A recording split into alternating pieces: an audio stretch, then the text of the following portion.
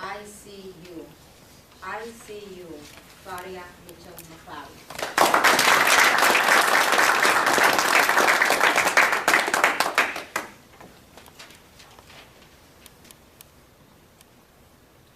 In 2007, for class day at Harvard University, former President William Jefferson Clinton, Bill Clinton, spoke. And he shared some information about his experience when he was working in Central Africa. He said when people greet one another, when someone says, "Hi, hello, how are you?" their response is not what we would say, "I'm fine, how are you?" But their response, translated to English, would be, "I see you."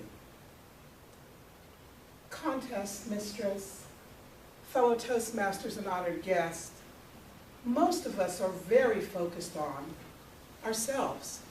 We find ourselves in situations where we're asking the question, what's in it for me? Some of us think it's all about me. We're preoccupied with ourselves. How do I look? What do I drive? Where do I work? Where do I live? We think it's all about us. We don't think about others. As you sit here, you've been sitting in the same seats for a while. Are you actually aware of what the person sitting next to you is wearing? Now don't look. Because lots of times we think about ourselves. We're preoccupied with self. Christian artist Matthew West has a song that relates probably to a lot of us. It's called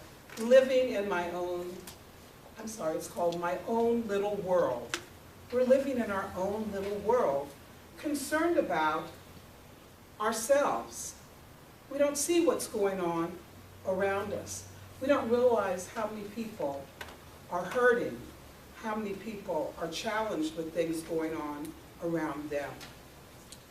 I recently met a lady that shared with me in growing up, she witnessed her father rape her mother in front of her. She herself was sexually abused by her own father. Several of my former colleagues, a few weeks ago, found out that they were suddenly unemployed. Their employer said they no longer had a need for their services. People are constantly hurting. They're dealing with various situations. And the question is, do we take time to understand what's going on in the lives of others? Or are we just living in our own little world, unable to say, I see you, because we're so focused on ourselves? I heard of a lady who shared that she went to college, she met her soulmate, they fell in love, they got married, they had children, they were living a dream, they were happy. One morning she woke up, she noticed her husband didn't get up and on time to go to work, and she found her husband had died. Life happens.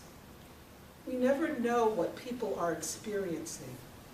There are people all around us that are dealing with various pain, histories, and no one has ever stopped to ask them what's going on with them because we're so caught up in our own little world.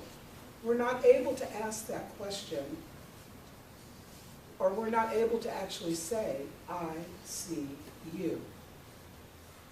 How many times do we go to a restaurant today and look at a couple or a family like this, heads down, devices, texting away? What happened to the art of communication? of listening, of learning, of sharing ideas, getting to know people. Where's that gone? Again, so many times we're focused on ourselves that we're not able to see around us.